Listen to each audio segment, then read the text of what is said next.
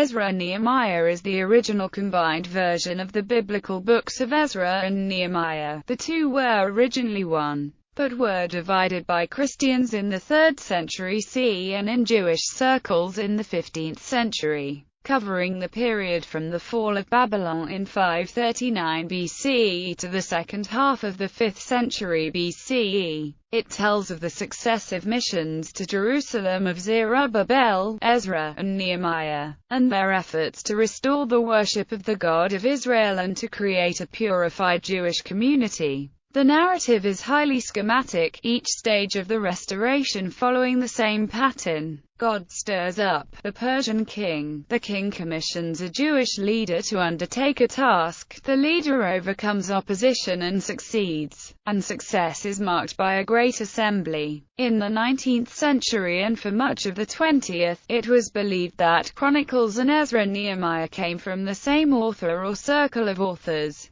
But the usual view among modern scholars is that the differences between Chronicles and Ezra and Nehemiah are greater than the similarities, and that Ezra and Nehemiah itself had a long history of composition from many sources, stretching from the early 4th century down to the Hellenistic period. Summary and structure. Ezra and Nehemiah is made up of 3 stories. The account of the initial return and rebuilding of the temple, the story of Ezra's mission, and the story of Nehemiah, interrupted by a collection of miscellaneous lists and part of the story of Ezra. Ezra chapters 1 to 6. God moves the heart of Cyrus to commission Sheshbazzar, the prince of Judah, to rebuild the temple. 40,000 exiles return to Jerusalem led by Zerubbabel and Joshua the high priest. There they overcome the opposition of their enemies to rebuild the altar and lay the foundations of the temple. The Samaritans, who are their enemies, force work to be suspended, but in the reign of Darius the decree of Cyrus is rediscovered. The temple is completed, and the people celebrate the feast of Passover. Ezra chapters 7 to 10. God moves King Artaxerxes to commission Ezra the priest and scribe to return to Jerusalem and teach the laws of God to any who do not know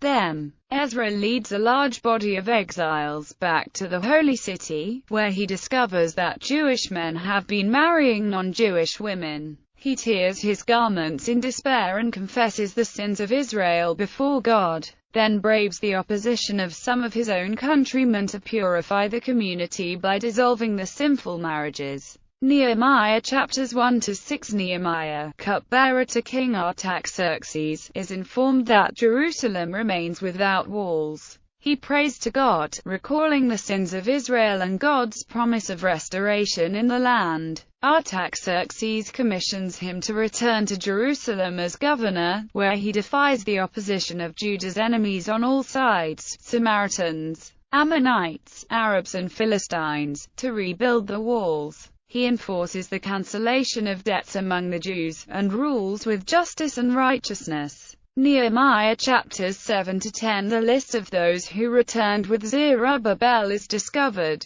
Ezra reads the law of Moses to the people, and the people celebrate the Feast of Tabernacles for 7 days. On the 8th they assemble in sackcloth and penitence to recall the past sins which led to the destruction of Jerusalem and the enslavement of the Jews, and enter into a covenant to keep the law and separate themselves from all other peoples. Nehemiah chapters 11 to 13. Nehemiah takes measures to repopulate the city and returns to Susa after 12 years in Jerusalem. After some time in Susa he returns, only to find that the people have broken the covenant. He enforces the covenant and prays to God for his favor. Historical background. In the early 6th century Judah rebelled against Babylon and was destroyed. The royal court and the priests, prophets and scribes were taken into captivity in Babylon. There the exiles blamed their fate on disobedience to God and looked forward to a future when a penitent and purified people would be allowed return to Jerusalem and rebuild the temple. The same period saw the rapid rise of Persia, previously an unimportant kingdom in present-day southern Iran, and in 539 BCE Cyrus the Great, the Persian ruler, conquered Babylon. Themes. The Mercer Bible Dictionary notes three notable theological themes in Ezra and Nehemiah: God's use of foreign rulers for Israel's sake, opposition to Israel from foreign neighbors, and the need to separate Israel from foreign neighbors, to preserve the purity of the people of God.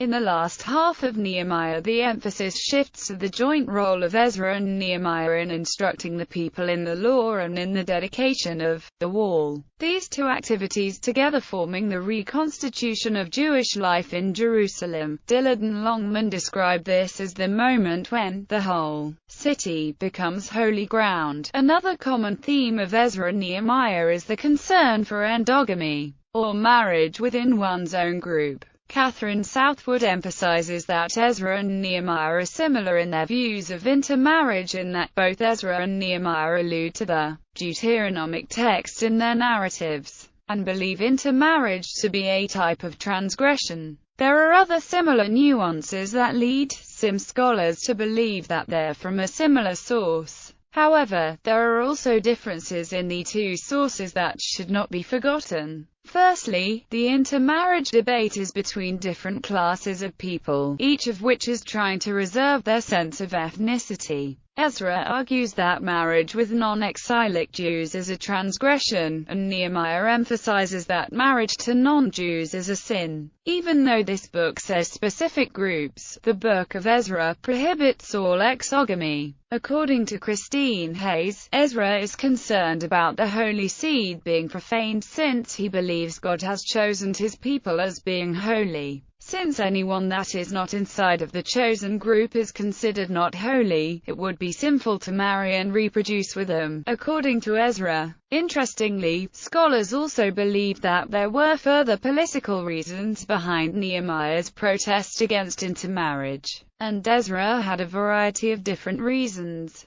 In either case, these two viewpoints on intermarriage with exogamous groups have differences, but ultimately, each is trying to promote and protect the ethnicity of their own group. Southwood goes on to discuss that both Ezra and Nehemiah display a consciousness of ethnicity, though Southwood focuses primarily on Nehemiah's case, and the importance of the relationship between ethnicity and language.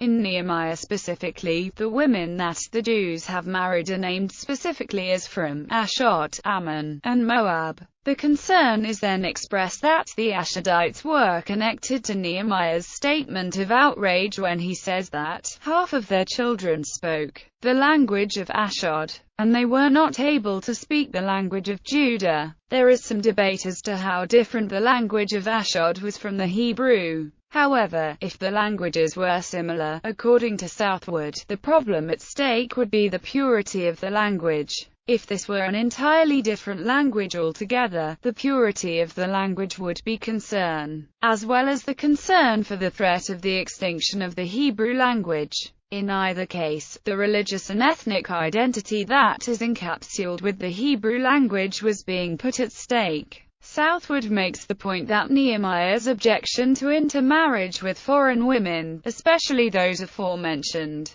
relates to language being the symbol of ethnicity. Therefore, it is not the language itself that is the problem, but rather the preservation of language is a symptom of deeper concern about protecting ethnic identity. Thus, Southwood holds that both Ezra and Nehemiah are concerned about the legitimacy of their groups in relation to the experience of the exile, though Nehemiah's concern specifically emphasizes language as a potential means by which ethnicity seemed to be defined. Catherine Southwood makes some huge points in her article in how the terms race, ethnicity, and nationalism are used throughout the text of Ezra chapters 9 to 10. She points out that there are multiple problems not only inside the text but in work of the scholars as well. Although it is evident that the terms ethnicity and race have similarities, one is just a secondary term of another. This, however, does not make the text easily translated and makes the expression of those terms, as Southwood puts it, not appropriate on any level. More of the issue lies with a bigger picture, such as people from the land are not really different from those who have the holy seed, since there are so many similarities that there seems to be a common attraction between the two. The argument there is that the writers of the text focus more on the difference between the people of the land and the holy seed than explaining the physical difference such as skin color, hair color. In the text, the term ethnicity may be the best to describe the people in general, but in terms of the intermarriage, Southwood feels that nationalism and ethnicity both do justice. Using the term race, she claims, is not needed and is used in a negative manner. Along with Southwood, Catherine Hayes also talks about the holy seed. According to Hayes, Ezra and Nehemiah appear to promote the ban of intermarriage with all Gentiles. According to Hayes, Ezra is not a racial ideology that is concerned with purity of blood. The logic behind this ban is not the purity of blood, but the religious notion of Israel as a holy seed. The holy status of the Israelites is not racially based but religiously based. With intermarriage, the holy seed of Israel becomes mixed with the profane seed. In other words, intermarriage violates the holy seed of Abraham and Israel. Textual history.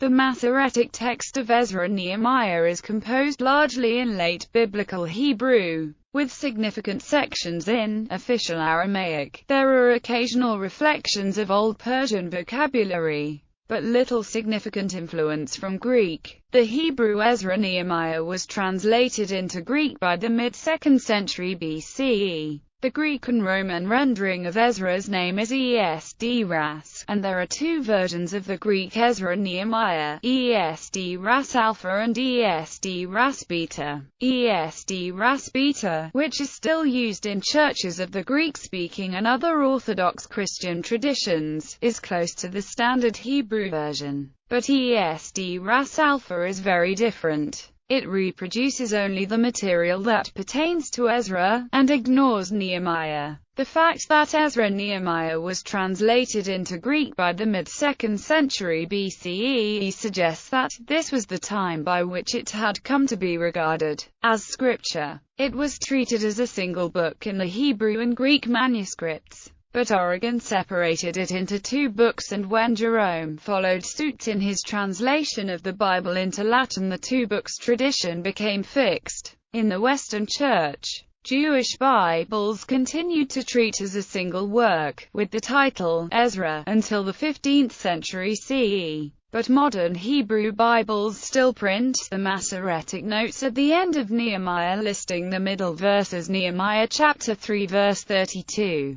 Indicating that a complete work of Ezra and Nehemiah is in view. Composition. Ezra, Nehemiah and Chronicles. The accepted view throughout the 19th century and for much of the 20th was that Chronicles and Ezra and Nehemiah made up a single chronicler's history by an anonymous chronicler. This consensus was challenged in the late 1960s in an important article by Sarah Jaffet, and today three positions dominate discussion. First, an affirmation that a chronicler's history existed and included all or part of Ezra and Nehemiah. Second, a denial that Chronicles and Ezra and Nehemiah were ever combined. And third, the suggestion that the two were by the same author but written at different times and issued as separate works. Of the three, it is generally accepted that Ezra-Nehemiah forms a unified work separate from Chronicles. The many scholars who agree on this include H. G. M. Williamson, Sarah Jaffet, and Gary Knopper's sources. Ezra chapter 1 and Ezra chapter 2 are presented as Persian documents, Ezra chapters 3 to 6.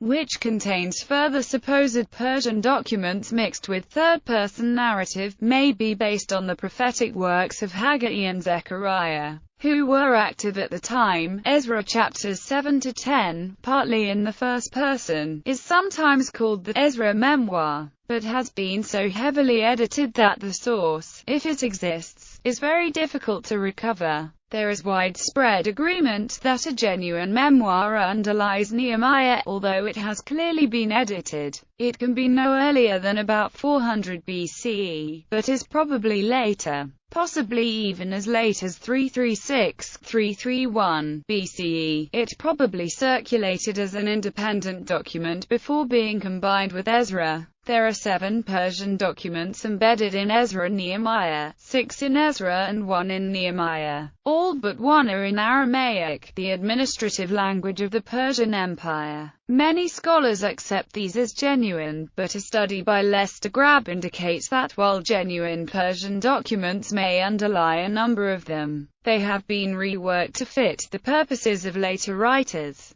Composition history. H.G.M. Williamson sees 3 basic stages to the composition of Ezra and Nehemiah. Composition of the various lists and Persian documents, which he accepts is authentic and therefore the earliest parts of the book. Composition of the Ezra Memoir and Nehemiah Memoir, about 400 BCE, and composition of Ezra chapters 1 to 6 as the final editor's introduction to the combined earlier texts, about 300 BCE. More recently, Juha Pakala has carried out an extensive analysis of the layers in Ezra. He sees the account of the rebuilding of the temple and the core of the Ezra Memoir developing separately until they were combined by an editor who wished to show how temple and Torah were reintroduced into Judah after the exile. This editor also added Ezra chapters 1 to 5. The combined text was then further developed by priestly circles who stressed temple over Torah, transformed Ezra from scribe to priest, and stressed the primacy of the Babylonian returnees over those who had remained in the land, a distinction that had not appeared in the original Ezra material.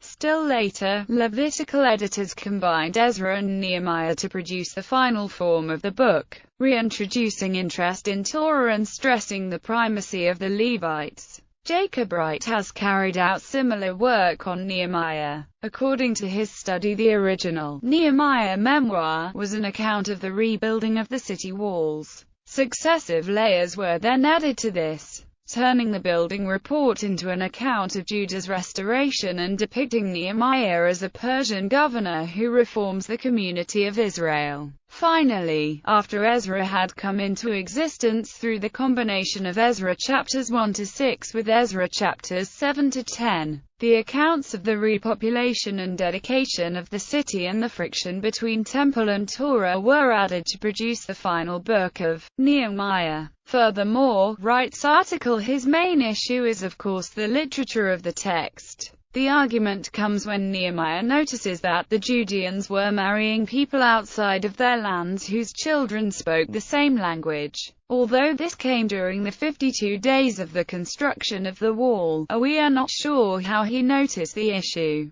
The non-clarity in the text, according to Wright, is as if Ezra already outlawed Judean men not to marry anyone outside of their land. Then why is Nehemiah noticing it 13 years later? According to Wright, the issue in Ezra chapters 9 to 10 is in the verse 24, where it says that half of the children spoke another language and did not know the language of Judah. Even though the issue in the text says it is not worried about the survival of the Judean language, Nehemiah cannot endorse the exogamous marriage. After punishing the men, that is when he makes them take the oath. However, Wright's argument is if Nehemiah actually composed that text, in which he did not know a passage in Deuteronomy, then why does he compose an oath that does not match the issue that was in the previous verse? Lester Grab, based on various factors including the type of Aramaic used in the youngest sections in the ignorance of Ezra and Nehemiah as a single book displayed by other Hellenistic Jewish writers, suggests that the two texts were combined, with some final editing, in the Ptolemaic period, 300 c. 200 BCE.